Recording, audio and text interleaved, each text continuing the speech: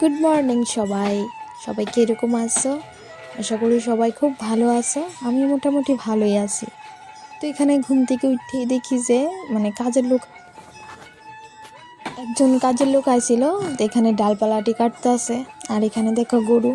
এই গরুটা যে পরিমাণ শিং লড়ায় যে সামনে দিয়ে হাঁটতেও ভয় লাগে। দেখো আমি ক্যামেরাটা নিয়ে সামনে দিটা বারে বারে মাথা দেখো কি রকম করে। যদি এখন দাঁড়িয়ে থাকতো এটা শিওর শিং লাগাই দিত। এটা একটু খতরনাক এই গরুটা। তো এখানে ওই দেখো ডালটি কাটটা দিতে আছে। আর আমরা দিকে যে কাঠবিড়ালের মতো দেখতে এগুলি যে আমরা ছলা কই, এগুলি যে উপদ্রব আর কয়া লাভ নেই। নারকেল গাছের পুরা একদম নারকেলের খাই শেষ করে দিছে। তারপরে এখানে এই মুরগ, আমরা আরো 5-6টা মুরগ আছিল, কিন্তু কে জানি ঘর থেকে নিচে মুরগ দিলে।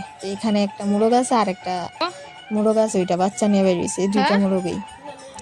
তারপরে এখানে ধান দিয়ে নাগারটা রাখছিল দেখলা। তারপরে এখানে মা রান্না করতেছিল, মোটামুটি শেষ রান্না। এবার ঘরে এসে না আমি সরস্বতী ঠাকুরের ফ্রেমটা নিলাম, নিয়ে দেখি এটার মধ্যে কি পরিমাণ দেখো। এই দেখো লাল সুতো পর্যন্ত লাগাই রাখছে এই মাটির বাসারের মধ্যে। কি পোকা জানি এগুলি যে মাটি দিয়ে নিয়ে ঘর বানাই এটি। দেখো একটা শুধু ঘরের মুখ, আর বাকিগুলি সবটি বন্ধ। কি পরিমাণ করছে। এটা দেখো আমার কলেজে যে সঙ্গে আমার নবীনবরণ দেওয়া হয়েছিল, তখন এটা দিছিল নবীনবরণে ফুল, তারপরে ফ্রেমটা, মিষ্টি, জল, এরপরে আর অনেক কিছু দিছিল। এখানে রুহি স্নান করে আইছে, আর আমার জেঠুনি তেল মালিশ করে দিতেছিল। আর রুহি কো মা তুমি হাত দাও, আমি দেই।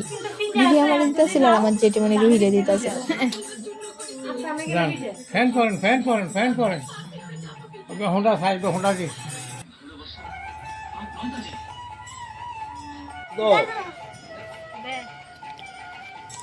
তারপরে সন্ধ্যার সময় এখানে শনি পূজা গেলাম।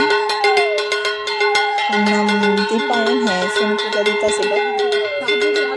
তখন ঘর বসাচ্ছে।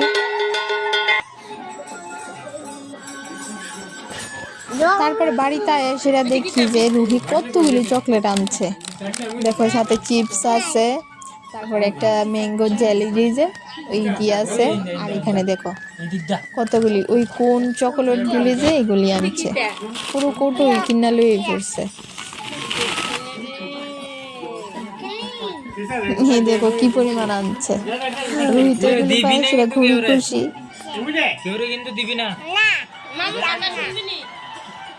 আর কইতাছে কারোর না দেওয়ার লেগে আমার ভাই কয়ে দিতেছে যে কারোরে দিবি না।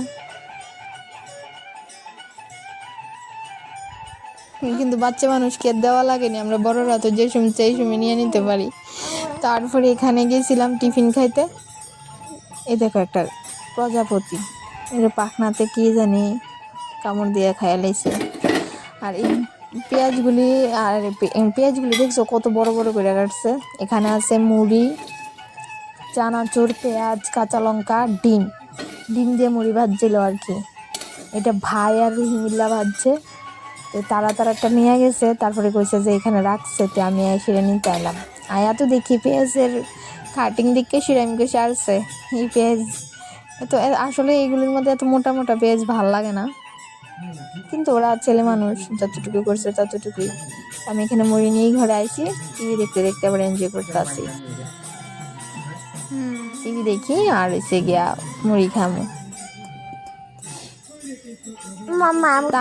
তারপরে এখানে আচার বানানোর লিগে পড়ছে।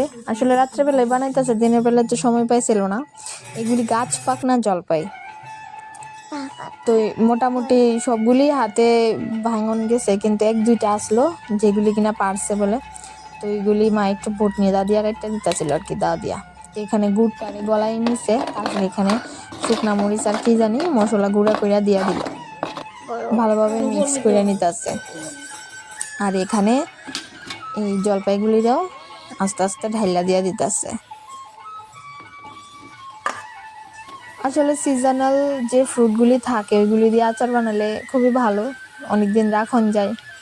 কারণ এখন জলপাইয়ের সিজন, মোটামুটি জলপাই পাকা শুরু হয়ে গেছে সবার কাছেই, আর কদিন পরে তো থাকতো না।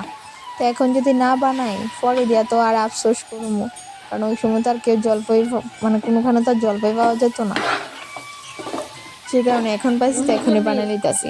আমি ওই দিন একটু একটু বানাইছিলাম, অল্প একটু বানাইছিলাম, ওইটা শেষ। তারপরে আবার এখানে আনা হয়েছে, তো এখানে মা বানাইতেছে এগুলি। তো এখানে মিক্স করে কিছুক্ষণ রাখা সিদ্ধ করতেছে। তারপরে এখানে মোটামুটি সিদ্ধ হয়ে গেছে গা অনেকটা টাইম পরে।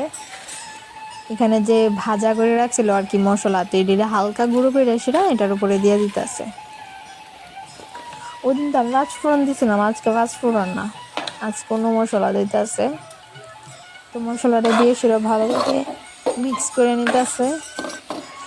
কালারটা কিন্তু খুব সুন্দর হয়েছে। এটা এখানে মিক্স করলেও এটা কিন্তু রোদে দিলে খুব ভালো হইব, রোদে না দিলে এত তো না আর কি, রোদে দিলে আর একটু কালারটা খুব সুন্দর হইব। এখানে মোটামুটি আচারটা হয়ে আইছে, আর বেশিক্ষণ রাখা লাগতো না। এই দেখো, আর কিছু কিছু বড় টুকরা ছিল ওই মা চামচ দিয়ে দিয়া, এই দেখো এরকম করলে বড় টুকরা দিও একটা জায়গা ভালোই। তো এটা রাত্রেবেলা, তো এবার রাত্রেবেলা ভাবতেছি এবার কি খামু। এবার মা কইতাছে ডিম অমলেট করার কথা। তো এখানে মা পেঁয়াজ কাটটা দিতেছিল, এখানে 2টা পেঁয়াজ নিছিল, কাঁচা লঙ্কা আছে, পেঁয়াজগুলি কাটটা রাখতেছিল। তারপরে এখানে কাঁচা লঙ্কা কাটটা নিতেছিল, মরিচগুলি মোটামুটি ঝালই আছে। তারপরে এখানে ডিম নিয়ে নিল। আর এই দেখো আমি ডিমের অমলেটটা বানাই নিতেছিলাম। কড়াইয়ের মধ্যে করলে, প্যানের মধ্যে মানে ওই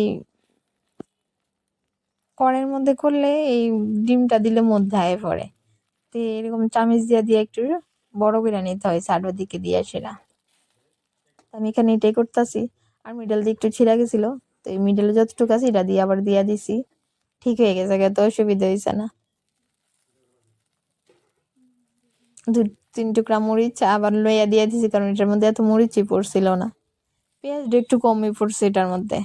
আসলে 2টা বানাই নিমু, একবার হইলে বেশি ভারী হয়ে যাগা, তো একটু পাতলা করে 2টাই বানাই নিছি।